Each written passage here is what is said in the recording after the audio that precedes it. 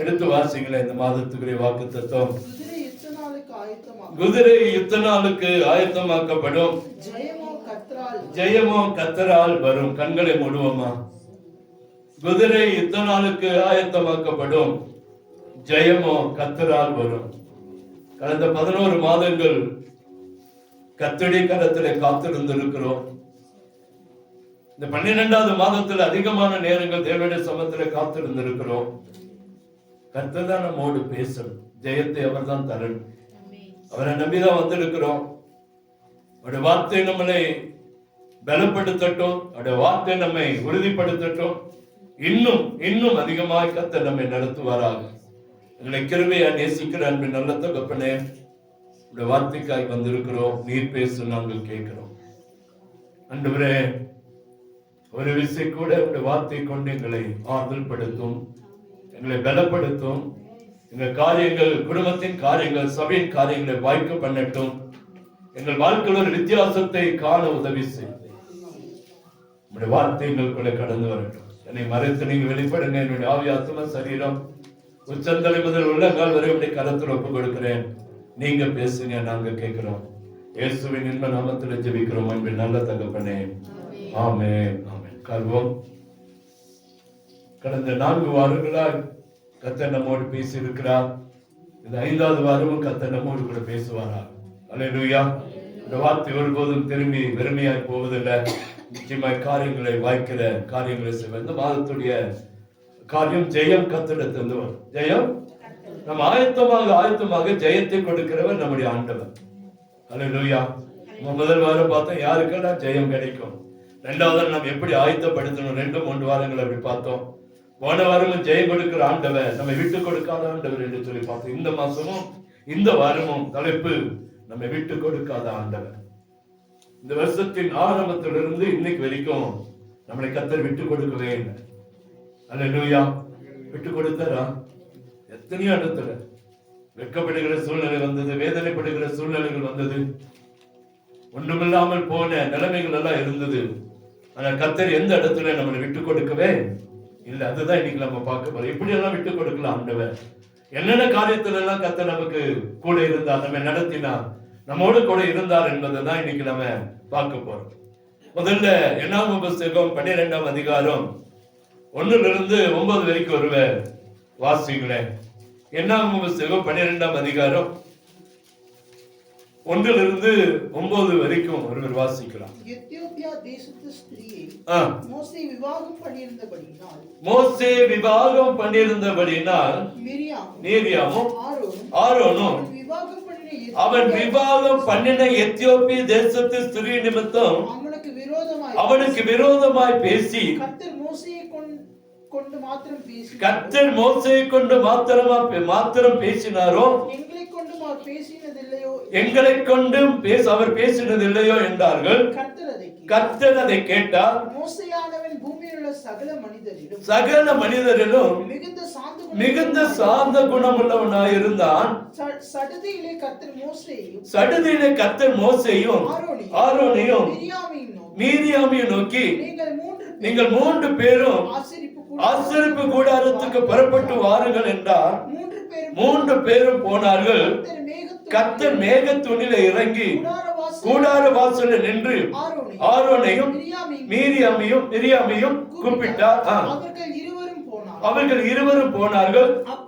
அப்பொழுது அவர், என் வார்த்தைகளை கேளுங்கள், உங்களுக்குள்ளே ஒருவன் தீர்க்கதரிசியா இருந்தால் கர்த்தராகிய நான் தரிசனத்தில் என்னை அவனுக்கு வெளிப்படுத்தி சொப்பனத்தில் அவனோடு பேசுவேன்.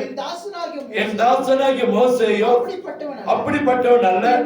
என் வீட்டில் எங்கும் அவன் உண்மையுள்ளவன்.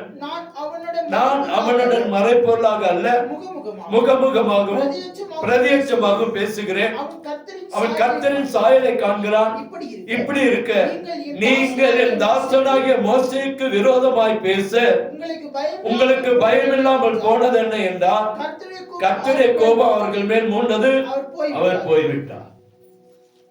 இங்கே ஆண்டவருக்கும் மனிதனுக்கும் இருக்கிற ஒரு உறவு. ஆண்டவரை நம்பி வந்த ஒரு மனிதன் கஷ்டப்படும் போது, வெட்கப்பட்டு கூட சூழ்நிலை வரும்போது எப்படி ஆண்டவர் நியாயம் தீர்க்கிறார் என்பதை தான் நம்ம பார்க்கிறோம். சொந்த குடும்பத்துல அண்ணனாகிய ஆரோனும் மிரியாமும் மோசேக்கு விரோதமாய் எழும்புகிறத பார்க்கிறோம். அங்கே குடும்பத்துக்குள்ளேயே அவர்களுக்கு விரோதமாய் ஒரு குடும்பம், ஒரு கூட்டம் எழும்பி நிற்கிறது மோசேக்கு விரோதமாய். அங்கே ஆண்டவர் அதை பார்த்து கொண்டே இருக்கிறார், கேட்டுக்கொண்டே இருக்கிறார் என்பதுதான் சத்தியம். மோசேவுடைய அவமானத்தை, மோசேக்கு விரோதமாய் உருவாக்கப்படுகிற காரியத்தை கர்த்தர் பார்த்தார். சடுதியில வசனம் சொல்றது, சடுதியில 3 பேரையும் வாங்க அப்படின்னு சொல்லி கூப்பிடுறாரு.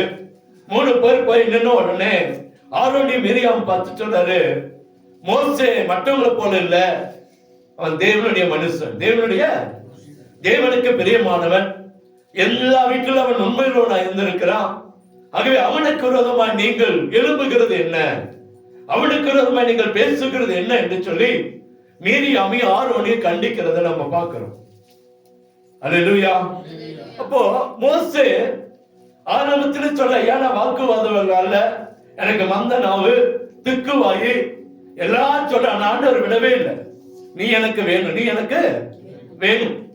அவனை அழைக்கிறார், வனாந்தரத்துல கொண்டு போகிறார், அநேக காரியங்களை செய்கிறார், அநேக ஜனங்களை வழி நடத்துகிற நல்ல தலைவன். ஆனா சொந்த குடும்பத்துல பிரச்சனைகள் வரும்போது உடைக்கப்பட்டு போனான். மனைவி குறித்து, குடும்பத்தை குறித்து இவர்கள் வேதனையாய் அவமானமாய் பேசும்போது மோசே உடைக்கப்பட்டு போனான். கர்த்தர் அதை பார்த்து கொண்டே இருந்தார். அதனாலதான் உடனே மோசேயும் ஆரோனையும் மிரியாமையும் 3 பேரை கூப்பிட்டு மோசேக்கு முன்பாகவே ஆரோனையும் மிரியாமையும் திட்டுகிறத, கண்டிக்கிறத, அவளுக்கு தண்டனை கொடுக்கிறத நம்ம பார்க்கிறோம். இதுல இருந்து ஆண்டவர் ஒன்றை நமக்கு கற்றுக் கொடுக்கிற காரியம், ஆண்டவரை நம்பி வந்திருக்கிறோம், ஆண்டவரோடு கூட நெருங்கி நிற்கிறோம். தேவன் நம்மை கூர்ந்து கவனிக்கிற ஆண்டவர். நிச்சயமாய் நாம் வெட்கப்பட்டு போக கர்த்தர் விட மாட்டார். நம்ம வெட்கப்பட்டு போக விட மாட்டார். பாருங்க, அவர் விட்டு கொடுக்க வேண்டும். மோசேயை அழைத்தவர், மோசேயை கொண்டு வந்தவர், இங்க குடும்பத்துல கூட அவர் விட்டு கொடுக்கல.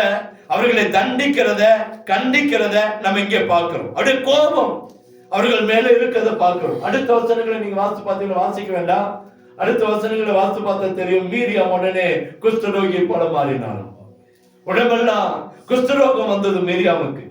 பாளையத்துக்கு விரோதமாய் அந்த மோசேக்கு விரோதமாய் பேசுகிறதுனால பாளையத்தை விட்டு துரத்தப்படுகிற அளவுக்கு மிரியாம் சூழ்நிலை வந்தது. அல்லேலூயா. தேவன் இன்னைக்கு உங்களுக்கும் எனக்கு சொல்லுகிற, தேவனால் அழைக்கப்பட்ட மோசே, தேவனுடைய வேலை செய்கிற மோசே, தேவனை நம்பி வந்த மோசே, கர்த்தர் அவனுக்கு விட்டு கொடுக்கவே இல்லை. சொந்த குடும்பத்துல கூட விட்டு கொடுக்கல. ஏதோ அக்கா தானே, ஏதோ தம்பி தான், அண்ணன் தானே, ஏதோ தங்கச்சி தானே, அப்படியெல்லாம் இல்ல. எந்த இடத்திலும் மோசேயை கர்த்தர் விட்டு கொடுக்கவே இல்லை. இந்த வருஷத்துல நீங்க யோசனை பண்ணி பாருங்க, நம்ம சொந்த குடும்பத்துல எத்தனை பிரச்சனைகள் வந்தது, எத்தனை வேதனைகள் வந்தது. விட்டு கொடுத்தாரு ஆண்டவர்? விட்டு கொடுக்கவே இல்லை. சொந்த குடும்பத்துல கர்த்தர் நம்ம உயர்த்தி வைத்தாரே ஒழிய நம்ம தலை குனிந்து போக கர்த்தர் விடல. மோசேயை அப்படிதான் வேதத்திலிருந்து பார்க்கிறோம். மோசேய கர்த்தர் வெட்கப்பட்டு போக விடல, விட்டு கொடுக்கவே இல்லை. விட்டு கொடுக்கவே, தன் அண்ணனிடத்துல விட்டு கொடுக்கல, தன்னுடைய சகோதரிடத்துல விட்டு கொடுக்கல. கர்த்தர் அவனை உயர்த்துகிறதை பார்க்கிறோம். இந்த ஆண்டு நிச்சயமா இன்னைக்கு ஒருவேளை உங்க குடும்பத்தில் இப்படிப்பட்ட சூழ்நிலையில் இருக்கலாம். கர்த்தர் உங்களை விட்டு கொடுக்க மாட்டார். நிச்சயமா கர்த்தர் உங்களை உயர்த்துவார். அல்லேலூயா. மோசேயை விட்டு கொடுக்கல அப்படின்னா இன்னைக்கு நம்ம உயிரோடு இருக்கிற நம்மையும் கர்த்தர் ஒருபோது விட்டு கொடுக்கவே மாட்டார். அல்லேலூயா. சந்தோஷமா இல்லையா? விட்டு கொடுக்காத ஆண்டவர், விட்டு கொடுக்காத. எங்க விட்டு கொடுக்கல? குடும்பத்துல விட்டு கொடுக்கல. எங்க? சொந்த குடும்பத்துல, சொந்த அண்ணத்தை விட்டு கொடுக்கல, சொந்த சகோதரத்தை விட்டு கொடுக்கல. நம்மையும் நம்முடைய குடும்பத்துல அவர் விட்டு கொடுக்காதபடிக்கு கர்த்தர் நம்மளை உயர்த்துவார். அதே ஒருவேளை நம்ம குடும்பம் எல்லாம் ரசிக்கப்படாம இருக்கலாம். அநேகர் ஆண்டவருக்கு தெரியாதவர்களா கூட இருக்கலாம். அந்த ஜனங்களை சொல்ல, என்ன இவங்க வாழ்க்கை சொல்லி நினைக்கலாம். ஆனா ஆண்டவர் இங்கே சொல்கிறார், ஆண்டவரை நம்பி வந்த பிள்ளைகளை கர்த்தர் வெட்கப்பட்டு போக விட மாட்டார். அதே நேரத்தில் விட்டு கொடுக்கவும் மாட்டார். ரெண்டாவது பாருங்க, அடுத்தது சொந்த குடும்பத்துல பார்த்தோம். ரெண்டாவது பாருங்க, எடுத்து 1 சாமுவேல் 30ஆம் அதிகாரம் 1-6 வரைக்கும் வாசித்து பாருங்களேன். ஒரு தெரிஞ்ச ஒரு சம்பவம் தான். 1 சாமுவேல், தாவீதும் அவன் மனுஷரும் 3ஆம் நாளிலே எங்க வந்தாங்க? சிக்லாக்கு வந்து சேருகிறதற்குள்ளே அமலேக்கியர் எதுமா தென்புறத்து சீமையின் மேலும் சிக்லாக்கின் மேலும் விழுந்து சிக்லாகை கொள்ளையடித்து அக்கினியினால் சுட்டெரித்து அதில் இருந்த ஸ்திரீகளும் ஆகிய சிறியவர்களையும் பெரியவர்களையும் சிறைபிடித்து ஒருவரை கொண்டு போடாமல் பிடித்துக் கொண்டு தங்கள் வழியே போய்விட்டார்கள். இது நமக்கு நல்லா தெரிஞ்ச ஒரு காரியம் தான்.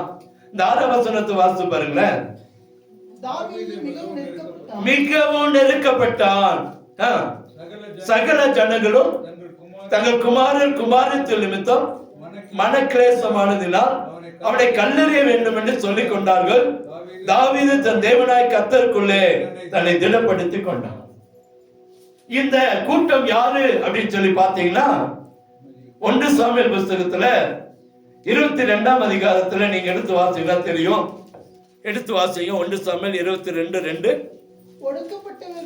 பாருங்க, இந்த கூட்டம் எப்படிப்பட்ட கூட்டம் அப்படின்னா, தாவீது வனாந்தரத்தில் அலைகிறான், வனாந்தரத்தில் துரத்தப்பட்டு கிடக்கிறான், கெபிகளிலும் குகைகளும் தங்கி இருக்கிறான்.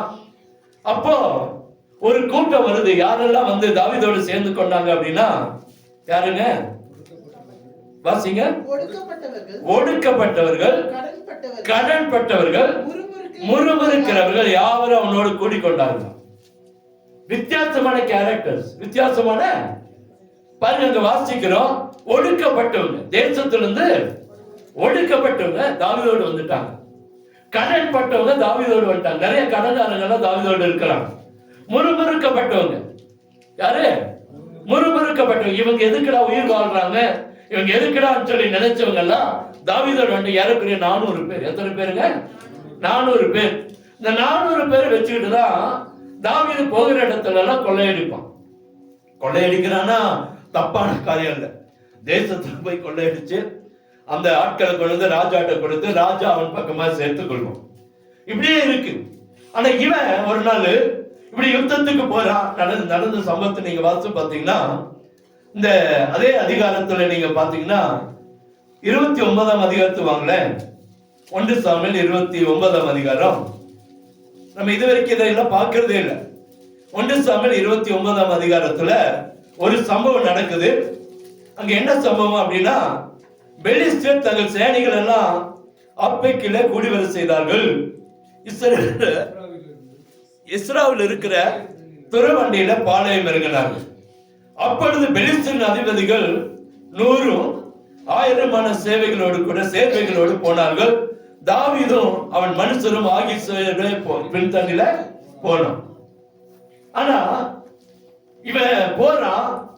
அங்க இருக்கிற அந்த ஆட்கள் பாத்தீங்கன்னா இவன் வரக்கூடாதுன்றான். இவன் என்ன செய்யக்கூடாது? வரக்கூடாது. ஆண்டவர் எவ்வளவு காரியங்களை செய்யறாரு பாருங்க. இங்க இவங்க இருக்கிற வீட்டை, இவங்க இருக்கிற இடத்தை கொள்ளையடிக்கிறான். கொள்ளையடிச்சு எல்லாத்தையும் நெருப்பாக்கி தீக்கரையாக்கிட்டு அவனோட மனைவி பிள்ளைகள் எல்லாத்தையும் கூட்டிட்டு போறான். கூட்டிட்டு போயிட்டான். ஆனா இங்க ஒரு பெரிய யுத்தம் நடக்குது. யுத்தம் ஒரு நாள் முடியுங்களா? நிறைய நாள் இருக்கும். அப்ப தாவீது அவனோட கூட்டம் ஆண்கள் எல்லாம் போறாங்க. போய் யுத்தத்துக்கு ரெடி ஆகுறாங்க. அங்க இருக்கிற அந்த சேனாதிபதிகள் சொல்றாங்க, தாவீது யுத்தத்துக்கு வரக்கூடாது. தாவீது யுத்தத்துக்கு வரக்கூடாது. ராஜாட்ட போய் கேட்கிறான், ஏயா நாங்க எவ்வளவு உங்களோட இருந்தோம், காரியங்களை செஞ்சோமே, ஏன் நாங்க வரக்கூடாது? ஏன் நாங்க வரக்கூடாது? 6ஆம் வசனம், அந்த 22ல 6ஆம் வசனம், 29ல 6ஆம் வசனம் வாசிங்க. அழைத்து, நீ உத்தமன் என்றும் பாளையத்தில் என்னோட போக்குவரத்துமாய் இருக்கிறது என் பார்வைக்கு நல்லது என்றும் கர்த்தருடைய ஜீவனை கொண்டு சொல்கிறேன், நீ என்னிடத்தில் வந்து சேர்ந்த நாள் முதல் இன்னை வரைக்கும் நான் உன்னில் ஒரு பொல்லாப்பு காணவில்லை. ஆகிலும் பிரபுக்களின் பார்வைக்கு நீ பிரியமானவன் அல்ல. அவனுடைய பிரபுக்கள் சொல்றாங்க, ராஜாவோட பிரபுக்கள், தாவீது சண்டைக்கு வரக்கூடாது, தாவீது சண்டைக்கு வரக்கூடாது. ஆண்டு தான் செய்யறாரு. என்ன செய்யறாருன்னா, இங்கே அவனுடைய சொத்து, அவனுடைய மனைவி பிள்ளைகள் கொள்ளையடிக்கப்படுறாங்க. இவன் போயிருந்தானா இவங்க பிள்ளைகளை மீட்டெடுத்திருக்க முடியாது. பிள்ளைகளை மீட்டெடுத்திருக்க முடியாது. கர்த்தர் பாருங்க அந்த பிரபுக்கள் மூலமா செயல்படுகிறார். அங்கே அவங்க வரக்கூடாது. 9ஆம் வசனத்தை வாசிங்க. பிரதியுத்தரமாக நீ தேவனுடைய தூதனை போல என் பார்வைக்கு பிரியமானவன், ஆனாலும் வரக்கூடாது என்று பெலிஸ்தரின் பிரபுக்கள் சொல்லுகிறார்கள். அப்பதான் இப்போது நீ நாளை அதிகாலை உன்னோடு வந்து உன் ஆண்டவனுடைய வேலைக்காரை கூட்டிக் கொண்டு விடியற் காலத்தில் வெளிச்சமாகும் போது புறப்பட்டு போ அப்படின்ட்டான். நீ சண்டைக்கு வர வேண்டாம், புறப்பட்டு எங்க போயிரு, உன் தேசத்துக்கு போயிரு. பாருங்க, ஆண்டவர் அழகா காரியங்களை நகர்த்துறாரு பாருங்க. இங்க யுத்தம், சாரி, இங்க அவனுடைய மனைவி அவனுடைய பிள்ளைகள் எல்லாம் பிடிச்சிட்டு போயிடுறான். இங்க யுத்தத்துக்கு வரக்கூடாதுன்னு ஒரு சட்டம் போட்ட உடனே இவன் திரும்பி போறான். திரும்பி போகும்போதுதான் அங்கே அந்த அவனுடைய இருந்தவன் எல்லாம் எரிக்கப்பட்டு தீக்கிரையாக்கப்பட்டு இருக்கிறது. அவன் ஒருவேளை லேட்டா வந்திருந்தானா தாவீதுக்கு எதுவுமே கிடைச்சிருக்காது. அந்த வாக்குத்தத்தம், அந்த வசனம் இன்னைக்கு நீங்களும் நானும் தியானித்து இருக்க முடியாது. அந்த ஒரு பிரபுக்கள் மூலமாய் தாவீது திருப்பி அனுப்பப்படுகிறான். இங்கே வரா, இங்கே வந்தாதான் இந்த பிரச்சனை. அவன் பாருங்க, ஒரு யாரெல்லாம் தன் பக்கமா சேர்த்து கொண்டானோ, யாரெல்லாம் ஆதரித்தானோ, யாருக்கெல்லாம் உதவி செய்தானோ, யாரெல்லாம் தன் பக்கமா வைத்திருந்தானோ அந்த 400 பேர் தான் இவனை அடிக்க கல்லெறி ஆரம்பிச்சான். என்ன செஞ்சாங்க? கல்லெறி வேண்டும் என்றான். ஆனா ஆண்டவர் அங்க அவனை விட்டு கொடுக்கவே இல்லை. தாவீது போய் ஆண்டவர்கிட்ட கேட்கிற, ஆண்டவரே நான் போகட்டுமா, நான் போய் அதை தொடரட்டுமா? தொடருட்டார். என்ன செய்யறாரு? தொடரு போ அப்படின்ட்டார். அங்கே அந்த 17, 18 வசனங்களை அந்த வாசிக்கும் போது 30ல அங்க பாருங்க, அவன் சாயங்காலம் தொடங்கி மறுநாள் சாயங்காலம் மட்டும் முறியடித்தான். ஒட்டகங்கள் ஏறி போன 400 வாலிபர்களை தவிர வேறு ஒருவரும் தப்பவில்லை. ஆண்டவர் கூட இருந்தார். எல்லாரும் கல்லறையை நினைச்சான். என் மனைவி, என் பிள்ளைகளாம் அழிக்கப்பட்டு போச்சே, அவனுக்கும் பாதிப்பு தானே, அவனுடைய ஆட்கள் எடுக்கல. என்னுடைய குடும்பம், என்னுடைய மனைவி, என்னுடைய பிள்ளைகள் காணமேன்னு சொல்லி தாவீதை அடிக்க பார்த்தாங்க. ஆனா கர்த்தர் அங்கே தாவீதை விட்டு கொடுக்கவே இல்லை. கர்த்தர் அவனை உயர்த்தினார். அல்லேலூயா. அந்த வசனம் நமக்கு தெரிஞ்ச ஒரு பகுதி தான். அவன் போய் நெருங்கையா திரும்பல. அவன் இழந்து போனதை ஒன்றிலும் குறைபடாம சிறியதிலும் பெரியதிலும் எல்லாரையும் மீட்டுக் கொண்டு வந்தான். எல்லாரையும் மீட்டுக் கொண்டு வந்தான். ஏன் தெரியுமா? கர்த்தர் அந்த ஜனங்களுக்கு முன்பாக தாவீதை வெட்கப்பட்டு போகல, விட்டு கொடுக்கவும் இல்லை. ஒருவேளை நமக்கு விரோதமாய் ஒரு பெரிய கூட்டம் சதி செய்யலாம். நம்மோடு இருந்தவங்க, நீங்க பார்த்தவங்க அல்லது நீங்க உதவி செய்தவங்க உங்களுக்கு விரோதமாய் எழும்பலாம். 400 பேர் கடன்பட்டவனும் முறுமுறுக்கிறவனும் கைவிடப்பட்டவனும் எல்லாத்தையும் கூட்டிட்டு வந்து தாவீது தன் பக்கம் வச்சுக்கிட்டு அவங்களுக்கு சோறு போட்டு அவங்க குடும்பத்துக்கு சோறு போட்டு அவனுக்காகவே வாழ்றான். அவனுக்கு விரோதமாக இவங்க கல்லறிய பார்க்கிறாங்க. உங்க வாழ்க்கையில அப்படிப்பட்ட காரியங்கள் இருக்கலாம். இதை கேட்டுக்கொண்டிருக்கிற வாழ்க்கையில் ஒரு வேலை நாம வளர்த்தி அல்லது நம்முடைய வாழ்க்கையில் இருக்கிறவங்க கூட பிரச்சனைக்கு நேராக கொண்டு போகலாம். நாம உதவி செய்த ஆட்கள் கூட நமக்கு விரோதமாய் காரியங்களை செய்யலாம். ஆண்டவர் நம்மளை விட்டு கொடுக்கவே மாட்டார். அல்லேலூயா. நிச்சயமா அந்த ஜனங்களுக்கு முன்பாக கர்த்தர் நம்மை உயர்த்தி ஆசீர்வதிப்பார். தாவீது அப்படிதான் செஞ்சாரு. அங்கே மோசேயை கர்த்தர் விட்டு கொடுக்கல, இங்க தாவீதை கர்த்தர் விட்டு கொடுக்கல. எவ்வளவு காரியங்கள் அது முதல்ல அதிகாரத்தை வாசித்து பார்த்தேன். அப்பதான் புரியுது ஆண்டவர் ஏன் அந்த பிரபுக்கள் எல்லாம் தாவீதை சண்டைக்கு வர வேண்டாம்னு சொன்னா, இங்கே ஒரு யுத்தம் இருக்கிறது. இங்கே ஒரு தனக்காக யுத்தம் பண்ண வேண்டியது இருக்கிறது. ஆகவே நீ அவங்களுக்காக போய் சம்பாதி கொடுக்கல, உன்னுடைய குடும்பத்தை காப்பாத்துன்னு சொல்லி கர்த்தர் அவனை அழைத்து வருகிறத பார்க்கிறோம். அவனுக்கு தெரியாது என் குடும்பம் கைவிடப்பட்டிருக்கிறது, என் குடும்பம் பிடிக்கப்பட்டிருக்கிறது, என் குடும்பம் அங்கே போய் இன்னொரு இடத்துல இருக்குதுன்னு தாவீதுக்கு தெரியாது. ஆனா ஆண்டவருக்கு தெரிந்தது. அதனால அந்த யுத்தத்துக்கு போக விடாம இங்கே கர்த்தர் கொண்டு இந்த யுத்தத்துல காலையிலிருந்து சாயங்காலம் வரைக்கும் கர்த்தர் அவர்களை முறியடிக்க கர்த்தர் அற்புதம் செய்தார். அந்த வசனம் வாசிக்கிறோம். அன்று சாயங்காலம் தொடங்கி மறுநாள் சாயங்காலம் மட்டும் முறியடித்தான். அல்லேலூயா. கல்லெறிஞ்சு கொல்ல பார்த்தவன் இன்னைக்கு ஜெய கிறிஸ்து அஜயமா நின்று கொண்டு இருக்கிறான். நம்மோடு இருக்கிறவர் ஜெய கிறிஸ்து. உங்களுக்கு விரோதமாய் சூரியமா, உங்களுக்கு விரோதமாய் மந்திரமா, உங்களுக்கு விரோதமாய் காரியங்களா, கர்த்தர் சொல்கிறார் ஜெய கிறிஸ்து நான் இருக்கிறேன், நிச்சயமா உனக்கு ஜெயத்தை தருவேன். தாவீது அங்க வெட்கப்படவில்லை, தாவீது அங்க விட்டு கொடுக்கல, கர்த்தர் உயர்த்தினார், கர்த்தர் உயர்த்தினார். அடுத்தது அது என்னாகும் 17ஆம் அதிகாரத்துக்கு வாங்கல. என்னாகும் 17ஆம் அதிகாரத்துல 5 வசனம் வாசிங்க. அவன் தன் தலையின் மேல் வெண்கல சீராவை போட்டு 17 அஞ்சாவா வாசிங்க. அவன் தன் தலையின் மேல் வெண்கல சீராவை போட்டு ஒரு போர்க்கவசம் தரித்துக் கொண்டிருப்பான். என்னாகுமோ 17:5 அப்பொழுது நான் தெரிந்து கொள்ளுடைய கோல் துளிர்க்கும் இப்படி இஸ்ரவேல் புத்திரர் உங்களுக்கு விரோதமாய் முறுமுறுக்கிற அவர்கள் முறுமுறுப்பை என்னை விட்டு ஒழிய பண்ணுவேன் என்றார். அல்லேலூயா. அங்கே வாசிக்கிறோம். அடுத்த ஒரு பிரச்சனை வருது. ஆரோனுக்கு விரோதமா ஒரு பிரச்சனை. ஆரோன் அங்கே அந்த தேசத்துல ஆசாரியனா இருக்கிறான். அவன் தான் ஆலயத்துக்குள்ள அந்த காரியத்துக்குள்ள கடந்து போக முடியும். அவன் தான் ஆசாரிய வேலை செய்ய முடியும். அப்ப ஜனங்களுக்கெல்லாம் ஒரு கேள்வி வந்துச்சு. அப்ப ஃபர்ஸ்ட் மோசை குறித்து பேசுறது போல இப்ப ஆரோனை குறித்து பேச ஆரம்பிச்சுட்டாங்க. மோசை குறித்து பேச ஆரம்பிச்சுட்டாங்க. உங்கள்கிட்ட வந்து ஆண்டவர் பேசுவாரா? எங்களோடும் பேசுவா. பெரிய யுத்தம், பெரிய கலகம் வனாந்தரத்துல நடக்குது. அவங்களுக்குள்ளேயே அடிச்சுக்கிறான். மோசைக்கு என்ன செய்து ஆண்டவர்கிட்ட போய் நிக்கிறான். ஆண்டவரை என்ன செய்யட்டும்? ஆண்டவரே என்ன செய்யட்டும்? ஆண்டவர் ஒண்ணு இல்லப்பா, 12 கோத்தெடுத்து பேர் எழுதி 12 துண்டு விறக வெட்டி போடு உள்ள. சாதாரணமா சொல்ற, இங்க இருக்கிற குச்சி எடு, வெட்டு. 12 பேர்ல 12 துண்டு, ஒரே செடி தான், ஒரே மரம் தான், வேற எந்த மரமும் வேண்டாம். ஒரே மரத்தை 12 துண்டா வெட்டு. 12 துண்டுலையும் 12 பேர் எழுதி, கோத்திரத்து பேர் எழுதி அந்த ஆசரிப்பு கூடாரத்தில் இருக்கிற அந்த பெட்டியில் என்ன செய்ய போடு. நாளைக்கு நான் இந்த ஜனங்களுக்கு முன்பாக நான் ஒரு அற்புதத்தை செய்யறேன். அதே போல எல்லாருடைய கோத்திரங்கள் பேர் எழுதப்பட்டது. எழுதி கொண்டு போய் 12 கோத்திரத்தின் பெயரை கொண்டு போய் அந்த பெட்டியில போட்டாங்க. என்ன செய்யணும்? ஆண்டவரே காலையில வாப்பா, பூட்டிட்டு போ அப்படின்ட்டார். காலையில் எல்லாரையும் கூடி வர சொன்னா எல்லாரும் வந்தா உட்கார்ந்து எல்லாருக்கும் முன்பாக அந்த பெட்டி திறக்கப்பட்டது.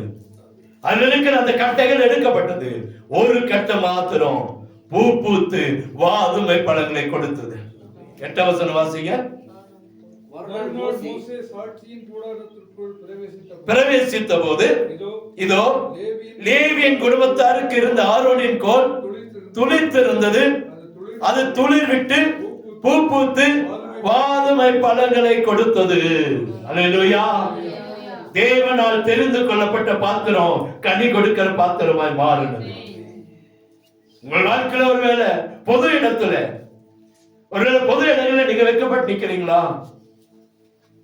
சொந்த குடும்பத்துல கர்த்தர் விட்டு கொடுக்கல, சொந்த ஜாதிகள் மத்தியில கர்த்தர் விட்டு கொடுக்கல, அவனை நம்பி வந்த ஜனங்கள், அவனை சேர்த்து கொண்ட ஜனங்கள் மத்தியில தாவீதை கர்த்தர் விட்டு கொடுக்கல. இங்க அவன் யாரை அழைத்து வருகிறானோ, யாரை நடத்தி வருகிறானோ, அந்த ஜனங்களுக்கு முன்பாய், அந்த ஜாதிகளுக்கு முன்பாய் மோசேயும் ஆரோனை கர்த்தர் விட்டு கொடுக்கவே இல்லை. 12 கோலும் போடப்பட்டது. 12 கோலும் ஒரே இடத்துலதான் அந்த சாட்சியின் கூடாரத்துல வைக்கப்பட்டது. அல்லேலூயா. எல்லாம் வைத்தாங்க. ஆனா ஆரோனுடைய கோல், லேவியின் கோத்திரத்து கோல் மாத்திரம் துளிர்த்து இருந்தது. அது என்ன செஞ்சா? துளிர் விட்டு பூ பூத்து வாதுமை பழங்களை கொடுத்ததா. எடுத்தா ஒரு வித்தியாசமா வருது. ஒரே நாள்ல கர்த்தர் இவங்க வெட்கத்தை கர்த்தர் மாட்டி போட்டான். ஒரே நைட்ல கர்த்தர் இவர்களுடைய வெட்கத்தை கர்த்தர் மாட்டி போட்டார். அடுத்த நாள் காலையில எல்லாரும் நினைச்சான், நான் நினைத்த தலைமைத்துவம் மாறும், கோராகின் புத்திரர் தான் இனி தலைமைத்துக்கு வருவாங்க, மோசே ஆரோனை தூக்கிடலாம் நினைச்சு வந்தாங்க. ஆனா ஆரோனுடைய கோல் துளிர்த்து இருந்தது. அது துளிர்த்து பூ பூத்து வாதுமை பழங்களை கொடுத்தது. கர்த்தரால செய்ய முடியாது எதுவுமே இல்லை, எல்லாரால செய்ய முடியும். அல்லேலூயா. உங்க வாழ்க்கையை அடிக்க நினைக்கிறாங்களா? உங்களை என்ன நீங்க அந்த அளவுக்கு என்ன பெரிய ஆட்கள் நினைக்கிறோமா அப்படின்னு நினைக்கிறாங்களா? ஒருவேளை நம்மளை பார்த்து விரோதமாய் பகைக்கிறாங்களா? கர்த்தர் ஒரு அற்புதத்தை உங்கள் வாழ்க்கையில கர்த்தர் செய்ய ஆரம்பித்து விட்டார். இந்த கடைசி நாட்களே நிச்சயமா உங்களுடைய கோலை கர்த்தர் துளிர்க்க பண்ணுவார். ஆசீர்வாதத்துல இழந்து போயிருக்கோமா? விவசாயத்துல இழந்து போயிருக்கிறோமா? வேலைகள் இழந்து போயிருமா, கடனோட உட்கார்ந்து இருக்கிறோமா, உங்க கோலை கத்த தொழிற்க பண்ணுவான். நம்மை விட்டு கொடுக்காத ஆண்டவர் நம்முடைய ஆண்டவர். அல்லேலூயா. ஆரோனை விட்டு கொடுக்கல, அந்த கோத்திரத்தை விட்டு கொடுக்கல, தேவனுக்கு வேலை செய்கிற அந்த கோத்திரம் வெட்கப்பட்டு போகாதபடிக்கு கர்த்தர் எடுத்து நடத்தினார். அல்லேலூயா. கர்த்தரால முடியாது என்று சொல்லவே முடியாது. எல்லாவரால முடியும், எல்லாவரால. பொது இடங்களில கூட கர்த்தர் நம்மை உயர்த்துவா. சொந்த குடும்பத்துல விட்டு கொடுக்கல, நம்ம யாரை ஆதரித்தோமோ அந்த குடும்பத்துல விட்டு கொடுக்கல. மூணாவதா, பொது இடங்களில கர்த்தர் நம்மளை விட்டு கொடுக்க மாட்டார். நிச்சயமாய் கர்த்தர் ஒரு அற்புதத்தை செய்து நம்மளை கர்த்தர் உயர்த்துவா. நியாயாதிபதிகள் புத்தகத்துல 15ஆம் அதிகாரம் 18-20 வாசிங்கள. 2 காரியங்களை சொல்லி முடிச்சாரு. நியாயாதிபதிகள் புத்தகத்துல 15-18. அவன் மிகவும் தாகமடைந்து கர்த்தரை நோக்கி கூப்பிட்டு, தேவரீர் உமது அடியேன் கையினால் இந்த பெரிய ரட்சிப்பை கட்டளையிட்டிருக்க, இப்பொழுது நான் தாகத்தினால் செத்து விருத்த சேதனம் இல்லாத இவர்கள் கையில விழ வேண்டுமோ என்றான். ஒரு பெரிய பராக்கிரமசாலி, பல காரியங்களை செய்தவன், இன்னைக்கு தாகத்திலே செத்து கொண்டிருக்கிறான். தாகத்துல ஒருவேளை இந்த வருஷத்தின் கடைசியில இந்த மனுஷனை போல நமக்கு ஒரு வாழ்க்கையில இருக்கலாம். பல தாகங்கள் நம்முடைய வாழ்க்கையில இருக்கலாம், பலவிதமான ஏக்கங்கள் நம்முடைய வாழ்க்கையில இருக்கலாம். நம்ம நினைக்கல, இப்படியே என்னோட வாழ்க்கை முடிஞ்சிருமா, இப்படியே என்னோட வாழ்க்கை முடிஞ்சிருமான்னு சொல்லி நீங்களும் நானும் நினைக்கலாம். ஆண்டவர் அங்கே பாருங்க, ஒரு ஊற்றை, நீர் ஊற்றை கர்த்தர் உண்டாக்கி கொடுத்தார். பெரிய, அதுக்கு முன்னாடி ஒரு கழுதின் தாடை எலும்பை வச்சு 1000 பேரை கொண்டு போட்டு வந்தவன். பச்சை தாடை எலும்பு, பச்சை காஞ்ச தாடை எலும்புனா கூட கொஞ்சம் தாங்கலாம், ஸ்ட்ராங்கா இருந்திருக்கும். பச்சை தாடை எலும்பு எடுத்து 1000 பேரை கொண்டு போட்டு வரா. வந்த உடனே பயங்கர தாகம். எல்லாரும் பாக்குறான், பார் நம்மளை அடிச்சு போட்டாங்க, 1000 பேரை கொண்டு போட்டான். ஆனா அவங்க கடவுளை எங்கிட்ட அவனை ஒப்பு கொடுத்துறான்னு நினைச்சிருப்பான். இனி அவனுக்கு எந்த காரியம் இல்ல, அவனே செத்துருவான். அப்படிதான் நினைச்சிருப்பாங்க. தண்ணி இல்லாம அவனே சாகுவான். எல்லாரும் பார்த்துட்டு இருக்கிறான். அந்த 1000 பேரோட குடும்பம் பார்த்துட்டு இருக்குது. இவன் சொல்ற, ஐயா நான் இவ்வளவு பெரிய காரியங்களை செய்திருக்கிறேன், ஆனா இப்போ இந்த தாகத்தினால நான் செத்து இந்த ஜனங்களுக்கு முன்பாக கேவலப்பட்டு போயிருவேனா? நம்ம நினைப்போம்ல, ஆண்டவரை தேடி வந்துட்டோம், இந்த ஜனங்களுக்கு முன்பா நாம விற்கப்பட்டுருமா, இந்த ஜனங்களுக்கு முன்பா வியாதியில செத்துருமா, இந்த ஜனங்களுக்கு முன்பா தோற்று போயிருமா, இந்த ஜனங்களுக்கு முன்பா வெட்கப்பட்டுருமா, என் சொந்த குடும்பத்துல வெட்கப்பட்டுருவனா, என் சொந்த ஜனங்கள் முன்பாக வெட்கப்பட்டுருவனா, என் சொந்த ஊர்ல, நான் பிறந்த ஊர்ல நான் வெட்கப்பட்டு போயிருவேனா அப்படின்னு நினைக்கிறோமா? கர்த்தர் அங்கு ஒரு நீரூற்றை உண்டாக்கி கொடுத்தார். வாசிங்க இன்னொரு முறை. அப்பொழுது தேவன் லேகியில் உள்ள பள்ளத்தை பிளக்க பண்ணினார். அதிலிருந்து என்ன வச்சுங்களா, தண்ணீர் ஓடி வந்தது. அவன் குடித்து அவன் உயிர் திரும்ப வந்தது. அல்லேலூயா. நிச்சயமா கர்த்தர் நம்மை அழிக்கல்ல, நம்ம உருவாக்க தாண்டின் கடைசியில கர்த்தர் அற்புதத்தை செய்வான். அல்லேலூயா. அழிந்து போகல, இதோடு முடிந்து போகல. இப்பொழுது இந்த 2022 டிசம்பர் மாச கடைசியில இன்னொரு வாழ்க்கையை கர்த்தர் நமக்கு தர விரும்புகிறார். அல்லேலூயா. முடிஞ்சிச்சு நினைக்காதீங்க. அந்த இடத்துல இருந்து ஒரு ஜீவ நீரூற்றை கர்த்தர் கொடுக்க விரும்புகிறார். அல்லேலூயா. இந்த 20 வசனத்தை வாசிங்க. 15 நாட்களில் இஸ்ரவேலை 20 வருஷம் நியாயம் விசாரித்தார். எத்தனை வருஷங்க? 20 வருஷம். செத்துருவான் நினைச்சவன், தண்ணி தாகத்தினால செத்துருவான் நினைச்சவன், மீண்டும் 20 வருஷத்தை கர்த்தர் அவனுக்கு ஆட்சி செய்ய கர்த்தர் கொடுத்தான். அல்லேலூயா. 20 வருஷம் நியாயம் விசாரித்தான் ஜனங்களை. வாண்டோடைய சித்தம் என்ன? அழிந்து போகல்ல, மீண்டும் ஒரு புதிய வாழ்க்கை கொடுக்க கர்த்தர் நம்மை விட்டு கொடுக்காத ஆண்டவராய் நம்மத்தில் இருக்கிறார். இந்த குறிப்பிட்ட மனுஷனை கர்த்தர் விட்டு கொடுக்கவே இல்லை. அல்லேலூயா. இன்னொரு வசனத்தை சொல்லி முடிச்சார். 2 ராஜாக்கள் 6ஆம் அதிகாரம் 16, 17, 18 வரைக்கும் வாசிங்க. 2 ராஜாக்கள் அதற்கு அவன் பயப்படாத, அவர்களோடு இருப்பவரை காட்டிலும் நம்மோடு இருக்கிறவர் அதிகம். அப்பொழுது எலிசா விண்ணப்பம் பண்ணி, கர்த்தாவே இவன் பார்க்கும்படி கண்களை திறந்தருளும் என்றான். வேலைக்காரன் கண்களை திறந்தார். இதோ எலிசாவை சுற்றிலும் என்ன இருக்கு? அக்கினிமயமான குதிரைகளாலும் ரதங்களாலும் அந்த மலை நிறைந்திருக்கிறதை கண்டான். போதும். அல்லேலூயா. இங்க ஒரு காரியம் நடக்குது. ஒரு தீர்க்கதரிசி அவருடைய அசிஸ்டன்ட் 2 பேர் வீட்டுல இருக்கிறாங்க. திடீரென அந்த 16ஆம் வசனத்துல வாசிக்கும் போது அங்க என்ன நடக்குது அப்படின்னு பாத்தீங்கன்னா, நிறைய ஆட்கள் வந்து அவனை சுத்தியும் நிக்கிறான். இவன் போய் வெளியே கதவு திறந்து பார்க்கிறான். இந்த சீரிய படை சுற்றிலும் நிக்குது. ஓடி போய் ஐயாட்ட சொல்ற, ஐயா நம்ம வீட்டு முன்னாடி ஒரு பெரிய சீரிய படை நிக்குது. பயந்து போனான். ஏன் அப்படின்னா, அதுக்கு முன்பாக தான் அந்த மழை காரியங்கள், பஞ்சம், அந்த தேசத்துல பயங்கரமான பஞ்சம், பயங்கரமான காரியங்கள் நடக்கிறது. இதனால எலியாவை கொண்டு போட வேண்டும் என்று சொல்ல நினைக்கிறான். எலிசாவை கொண்டு போட வேண்டும் என்று நினைக்கிறான். ஆனால் ஒரு பெரிய கூட்டம் வந்து நிற்குது. இவன் போய் கதவை திறந்து அதை பார்த்து ஓடி வந்து கத்துறான், ஐயா நமக்கு ஒரு பெரிய கூட்டம் நிற்குது.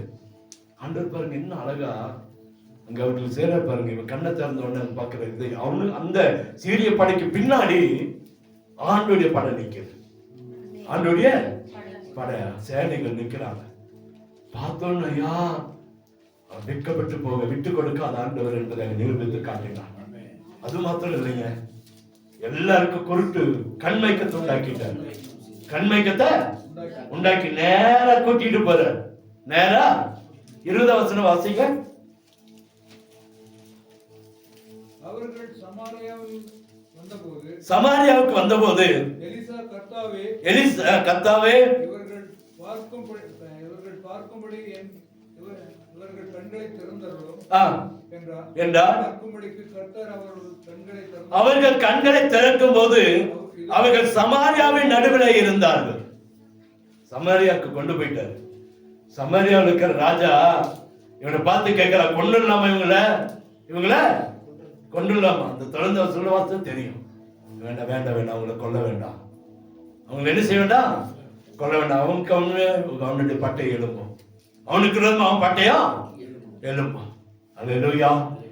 கர்த்தர் பாருங்க, ஒரு தீர்க்கதரிசி கூட கர்த்தர் விட்டு கொடுக்கல. தீர்க்கதரிசியுடைய வேலைக்காரனை கூட விட்டு கொடுக்கல. ஒரு பெரிய யுத்தம், பெரிய சேனை வந்து நிக்குது. ஆனா அதுக்கு பின்பாக கர்த்தர் நின்றார் என்று வேதம் சொல்லுகிறது. கர்த்தரின் சேனைகள் நம்ம நினைக்கிறோம், இந்த பிரச்சனை எப்படி வெளியே வருது நம்ம நினைக்கிறோமா? இந்த கடல்ல இருந்து, இந்த வியாதியில இருந்து, இந்த தோல்வியில இருந்து, நஷ்டத்துல இருந்து நம்ம எப்படி வெளியே வரப்போறோம் நினைக்கிறோமா? இந்த வருஷத்தையே முடிக்க போறோம், இன்னும் வாழ்க்கை நன்மை நடக்கல நினைக்கிறோமா? அதுக்கு பின்பாக பாருங்க, கர்த்தர் ஒரு அற்புதத்தை செய்கிறார். அல்லேலூயா. பிரச்சனை மாத்திரம் பார்க்காதீங்க. பிரச்சனையில நீங்க ஆண்டவரே, ஆண்டவரே எங்களுடைய கண்கள் திறக்கப்படட்டும். ஆசீர்வாதமான கண்கள் திறக்கப்படும். திறந்துச்சுன்னா அங்க பெரிய அற்புதத்தை கண்கள் பார்க்க கர்த்தர் உதவி செய்வார். அல்லேலூயா. அங்க ஒரு அற்புதத்தை காண கர்த்தர் உதவி செய்வார். ஆண்டவருடைய கரம் இன்னைக்கு சொல்லுகிறது, நான் உங்களை விட்டு கொடுக்கிறது இல்ல.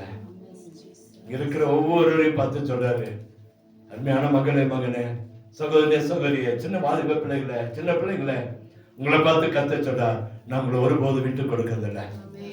சொந்த குடும்பத்துல விட்டு கொடுக்கல, சொந்த ஜனங்களை விட்டு கொடுக்கல, தெருக்களில விட்டு கொடுக்கல, தனிப்பட்ட வாழ்க்கையில விட்டு கொடுக்கல, நம்ம கஷ்டப்படும் போது விட்டு கொடுக்கல, நம்ம வேதனையோடு இருக்கும்போது, தாகத்தில் இருக்கும்போது, சாகிற நிலைமையில அந்த கடைசி இடத்துக்கு வரும்போது கூட கர்த்தர் நம்மளை விட்டு கொடுக்கல. இன்னைக்கு வரைக்கும் ஜீவனை கொடுத்திருக்கிறார். கடைசியா கர்த்தர் நம்மோடு கூட ஒரு பெரிய சேனை இருக்கிறது. அந்த பிரச்சனைக்கு பின்னால ஒரு பெரிய அற்புதம் நடக்கும்ன்றதையும் உறுதிப்படுத்துகிறார். நம்மோடு இருக்கிறார். பிரச்சனையை மாத்திரம் பார்க்காதீங்க, பிரச்சனைக்கு பின்பால் தேவன் நிற்கிறார் என்பதையும் மறந்துடாதீங்க. எந்த காரியத்தில் விட்டு கொடுக்கவே மாட்டார். அல்லேலூயா. எந்த இடத்துல விட்டு கொடுக்க மாட்டார். இதுவரைக்கும் விட்டு கொடுக்கல, இனிய விட்டு கொடுக்க மாட்டார். இனிய நம்மை நடத்துவார், நம்மோடு கூட இருப்பார். கண்களை மூடுவோமா? 5 காரியங்களை பார்த்தோம். மோசேயை கர்த்தர் விட்டு கொடுக்கல, தாவீதை கர்த்தர் விட்டு கொடுக்கல, ஆரோனை கர்த்தர் விட்டு கொடுக்கல, ஒரு தீர்க்கதரிசியை விட்டு கொடுக்கல. எல்லாவற்றுக்கும் மேல பிரச்சனைக்கு பின்னாடி தேவன் இருக்கிறார் என்பதை நமக்கு சொல்லி இருக்கிறார். கண் திறந்து ஒன்று 2 இடத்துல கண் திறக்கப்படுகிறது. ஒன்று வேலைக்காட்ட கண்கள் திறக்கப்படுகிறது. அவர்களோடு இருப்பவர்களை காட்டிலும் நம்மோடு இருப்பவர் பெரியவர் என்பதை அங்கே உறுதிப்படுத்துகிறார். இந்த ஞாயிற்றுக்கிழமை, இந்த வருஷத்தின் கடைசி ஞாயிற்றுக்கிழமையில கர்த்தர் உங்களை என்னை பார்த்து சொல்லுகிற காரியம், ஐயா, அம்மா, சகோதரிய சகோதரனே, வாலிபனே, சிறு பிள்ளைகளை கர்த்தர் நம்மளை விட்டு கொடுக்கவே மாட்டார். விட்டு கொடுக்காத ஆண்டவர். சொந்த குடும்பத்தில் உங்களுக்கு ஒரு எதிர்பிடிக்கிறாங்களா, நம்ம அழிக்க நினைக்கிறாங்களா, கர்த்தர் விட்டு கொடுக்கவே மாட்டார். தேவனுடைய பிள்ளைகள் மோசேயை அழைத்தார், நடத்தி வந்தார். கடைசி வரைக்கும் மோசேயை விட்டு கொடுக்கவே இல்லை. கடைசியில் ஆண்டு சரீரத்துக்கு முன்பாக சாத்தான் போய் போராடுகிறான். அப்ப கூட ஆண்டவர் சரீரத்துக்கு கூட அவருக்கு கையில கொடுக்கல. தர்கித்தான் சொல்லுது, அங்க 2 பேருக்கும் பிரச்சனை. கடைசியில மோசேயோட உடலுக்கு முன்பாய் சாத்தான் போய் நின்று எனக்கு கொடுன்றான். மோசேயை விட்டு கொடுக்கவே இல்லை. தாவீது எத்தனை இடத்துல நெருக்கப்பட்டான், மனக்கிலேசத்துல கண்ணீர் விட்டு அழுதான், கண்களை தண்ணீர் இல்லாத அளவுக்கு அழுதான். ஜனங்களா நினைச்சாங்க இனி இவனோட கதை முடிஞ்சிருச்சு. கர்த்தர் தாவீதை விட்டு கொடுக்கவே இல்லை. ஆரோன் ஆசாரியன் தேவ வேலை செய்யறவன். எல்லா ஜனங்களும் ஆரோனுக்கு முறுமுறுக்கும் போது ஆரோனை கோல கர்த்தர் துளிர்க்க பண்ணினான். கிதியோனுடைய வாழ்க்கையில ஒரு பெரிய அற்புதத்தை செய்து வருகிறான். ஆனா தாகத்திலே சாகர நினைக்கும் போது கர்த்தர் அவனை விட்டு கொடுக்கவே இல்லை. அங்கே ஒரு நீரூற்றை உண்டாக்கினதை பார்க்கிறோம். 5வதா ஒரு தீர்க்கதரிசி, வேலைக்காரர், தீர்க்கதரிசி கூட இல்ல, வேலைக்காரர் வெளியே வந்து பார்த்துட்டு, ஐயா, பெரிய யுத்தம் வரப்போது, நம்மளை கொண்டதுக்கு பெரிய ஆட்கள் வந்துட்டாங்க. நம்ம நினைக்கிறோமா எங்களுக்கு விரோதமா ஒரு பெரிய கூட்டம் நிக்குது, சூனிய ஒரு பக்கம் செய்யறான், மந்திரம் ஒரு பக்கம் செய்யறான், எரிச்சனாவை பொறாம வன்கண் உடக்கிறான்னு சொல்லி நினைக்கிறீங்களா? அதுக்கு பின்னாடி கொஞ்சம் திரும்பி பாருங்க. உங்களோடு இருக்கிறவர் பெரியவராக இருக்கிறார். அந்த பிரச்சனையை ஒண்ணும் இல்லாமல் ஆக்க அவரால் முடியும். இன்னைக்கு உங்க வாழ்க்கையில் இருக்கிற பிரச்சனையை ஒண்ணும் இல்லாமல் ஆக்க அவரால் முடியும். கடனை மாற்ற முடியும், வியாதியை மாற்ற முடியும், பிரச்சனையை மாற்ற முடியும், போராட்டத்தை மாற்ற முடியும், கண்ணீருக்கு பதில் கொடுக்க அவரால் முடியும். நம்ம கண்ணு திறக்கணும், நம்ம கண்ணு திறந்து பார்க்கணும். இன்னைக்கு நம்முடைய வாழ்க்கையில் இந்த குருட்டாட்டம் இருக்கிறதுனாலதான் அந்த உண்மையா நமக்கு முன்பா இருக்கிற ஆண்டவரை மறந்துட்டு ஓடிட்டே இருக்கிறோம். கடைசி நாள் ஆண்டவர் விரும்புகிற காரியம் அதுதான், இந்த கண்கள் திறக்கப்படட்டும். கண்கள் திறந்துருச்சுனாலே நிச்சயமா அந்த பிரச்சனைக்கு பின்பாக இயேசு இருக்கிறார் என்பதை உணர்ந்து கொள்ள முடியும். அவர் இருந்தா போதும், பிரச்சனை சின்னதா மாறிடும். ஆண்டவர் பெரியவராக இருக்கிறார். நாம என்ன நினைக்கிறோம், பிரச்சனையை பெருசாக்கிட்டு ஆண்டவரை சின்னதா மாத்துறோம். சொல்ல பாருங்க, ஆண்டவரே, அவர்களோடு இருக்கிறவர்களை பார்க்கிறோம், நம்மோடு இருக்கிறவர் பெரியவர். பெரிய கூட்டம் இருக்குது, பயப்படாதீங்க. உங்களை ஒருபோதும் கர்த்தர் விட்டு கொடுக்கவே மாட்டார். நாம சரியா நிக்கணும், நாம சரியா இருக்கணும். நாம பெருமை வச்சுட்டு கீழ்ப்படியாம, தேவனுக்கு பிரியம் இல்லாம, தேவனுக்கு விரோதமா பேசிட்டு, தேவனுக்கு விரோதமா காரியங்களை செஞ்சுட்டு இருந்தா மனக்கண்கள் திறந்தாலும் அந்த சீரியா தேசத்து படை மாத்தம் தான் தெரியும். நம்ம தேவனுக்கு பிரியமா இருந்தா கண்கள், ஆவிக்குரிய கண்கள், மாம்சீகமான கண்கள் மாற்றப்பட்டு ஆவிக்குரிய கண்கள் திறக்கப்படும். அப்பதான் உண்மையான ஆசீர்வாதத்தை பெற்றுக் கொள்ள முடியும். ஏதோ கேட்கிறோம், ஏதோ வரும், ஏதோ போறோம் அல்ல. ஆண்டவர் நம்ம கண்களை திறக்கணும். அப்படியே முழங்கால முடக்குவோமா? அப்படியே நேர் முழங்கால முடக்கி ஆண்டவர்கிட்ட கேட்போமா? ஆண்டவரே, கண்கள் திறக்கப்படட்டையா. கஷ்டத்தையே பார்த்துட்டு இருக்கிறப்பா, வியாதியே பார்த்துட்டு இருக்கிறேன், கடனையே பார்த்துட்டு இருக்கிறேன், சண்டையே பார்த்துட்டு இருக்கிறேன், கோபத்தையே பார்த்துட்டு இருக்கிறேன். இதெல்லாம் என் வாழ்க்கையில மாறணும்னா என்னுடைய மனக்கண்கள் திறக்கப்படட்டும்.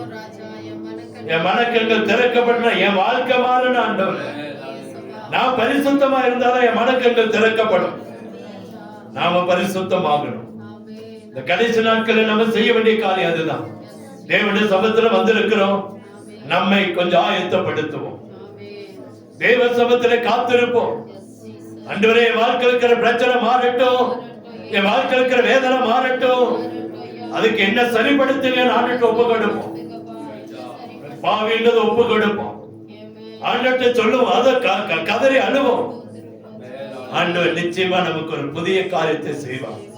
வேதத்துல வாசிக்கிற கனி கொடுக்கும்படி கொடியை சுத்தம் பண்ணுகிறவர் நம்முடைய ஆண்டவர். நாம் கனி கொடுக்கணும், நம்ம கொடி கொஞ்சம் சுத்தமாகணும். கர்த்தருடைய கரத்துல ஒப்பு கொடுங்க. சுத்தப்படுத்தி நம்முடைய ஆசீர்வாதம் பாதையில நடத்துவா. நிச்சயமா குதிரை யுத்த நாளுக்கு ஆயத்தமாக்கப்படும். ஜெயமோ கர்த்தரால் வரும். இன்னைக்கு கர்த்தர் நம்மை விட்டு கொடுக்காத ஆண்டவராக இருக்கிறான்னு பார்த்து இருக்கிறோம். இது நம்ம வாழ்க்கையில முழுமையா நடக்கணும்னா நாம் அவருக்கு பிரியமா, நம்ம அவருடைய வழியில நடக்கும் போது நிச்சயமா ஒரு அற்புதத்தை கர்த்தர் செய்வார். நம்ம ஆண்டவரை விட்டு கொடுத்துடக்கூடாது. உலகத்துக்காக, பணத்துக்காக, கணவனுக்காக, மனைவிக்காக, பிள்ளைகளுக்காக, பெற்றோருக்காக ஆண்டவரை விட்டு கொடுத்துடக்கூடாது. அவர் நம்மளை விட்டு கொடுக்கவே மாட்டார். நாமும் அவரை விட்டு கொடுக்காதபடிக்கு இருக பிடித்துக் கொள்வோம். நிச்சயமா இந்த ஆண்டின் ஆசீர்வாதங்கள் அத்தனை பெறுவோம். புதிய ஆண்டுக்குள்ள புதிய கிருபைகள் கடந்து போகும். கர்த்தர் தாமே உதவி செய்வாராக. ஆமென். எங்களை கிருபையா நேசிக்கிற அன்பு நல்ல தகப்பனே, இந்த வார்த்தைக்கு நன்றி. எங்களோடு பேசிக் கொண்டிருக்கிறேன். எங்களை விட்டு கொடுக்காத தேவன் ஆண்டவரே. சொந்த குடும்பத்துல விட்டு கொடுக்க மாட்டீங்க ஆண்டவரே, சொந்த ஜனங்கள் மத்தியில விட்டு கொடுக்க மாட்டீங்க, எங்க தெருவில் எங்களை விட்டு கொடுக்க மாட்டீங்க, எங்க பிரச்சனை மத்தியில விட்டு கொடுக்க மாட்டீங்க. அதற்கு மேல பிரச்சனைக்கு மேல நீர் இருக்கிறீர் என்பதை எங்களுக்கு சுட்டி காட்டுகிற தேவனா இருக்கிறேன். நன்றி. வந்திருக்கிற ஒவ்வொருவரையும் நீர் ஆசீர்வதி. தேவைகள் சந்திக்கப்படட்டும், குறைவுகள் மாறட்டும், அற்புதங்கள் நடக்கட்டும், ஆசீர்வாதத்தின் கதவுகள் திறக்கப்படட்டும். வீட்டில் இருக்கிற அப்பம், தண்ணீர், வருமானம், பொருளாதாரங்கள் ஆசீர்வதிக்கப்படட்டும். ஒன்றிலும் குறையில்லாம நிறைவானதற்காக கையிட்டு செய்கிற வேலைகள் ஆசீர்வதிங்க, விவசாயிகள் ஆசீர்வதிங்க, மிருகஜீவர்கள் ஆசீர்வதிங்க, வாகனங்கள் ஆசீர்வதிங்க, அன்றாட வியாபாரங்கள் ஆசீர்வதிங்க, படிக்கிற பிள்ளையோட படிப்பை ஆசீர்வதிங்க. இன்னும் என்னென்ன காரியங்களை செய்யறாங்களோ அத்தனை அவர்களுக்கு ஆசீர்வாதமாய் மாற்றிக்கொள்ளுங்க. பாவத்துக்கு சாபத்துக்கு விலகி நடக்க உதவி செய்யுங்க. உமக்கள் இன்னும் உறுதியாக விட சமத்துல காத்து கிடக்க உதவி செய்யுங்க. இதனால் இந்த 2 நாட்களும் அன்றவர் இன்னும் தன்னுடைய வாழ்க்கையில என்ன குறைகளுக்கு அதை திருத்திக் கொள்ள, மாற்றிக்கொள்ள உதவி செய்ய. அற்புதம் நடக்கும். வந்தவர்கள் வந்தவனுமாய் போகாதபடிக்கு திருப்தியா மீதமான கூடைகள்ல ஆசீர்வாதத்தை நிரப்பிக் கொண்டு போக உதவி செய்ய. அற்புதம் நடக்கும். இயேசுவின் இன்ப நாமத்தில் ஜெபிக்கிறோம். நல்ல தகப்பனே.